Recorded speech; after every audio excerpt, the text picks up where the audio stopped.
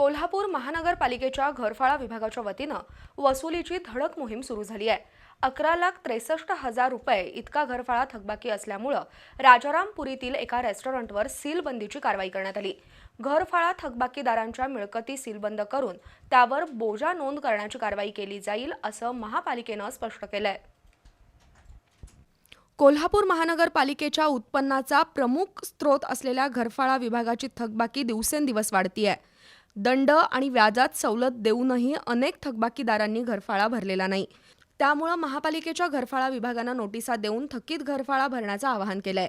तसंच घरफाळा थकीत असणाऱ्यांच्या मिळकतीवर बोजा नोंद केला जाईल। मार्च एंड जवळ आल्यानं महापालिकेनं घरफाळा वसुलीसाठी विशेष पथकं स्थापन केली आहेत। राजारामपुरीतील एका रेस्टॉरंटचा घरफाळा 11,62,000 इतका थकीत आहे। नोटीस देऊनही संबंधित मिळकतीधारकानं घरफाळा भरलेला नसल्यानं आज हे रेस्टॉरंट सील करण्यात आलं। यापुढेही मोहीम सुरू राहणार असून थकबाकीदारांनी घरफाळा भरून महापालिकेला सहकार्य करावं असं आवाहन करण्यात आलंय।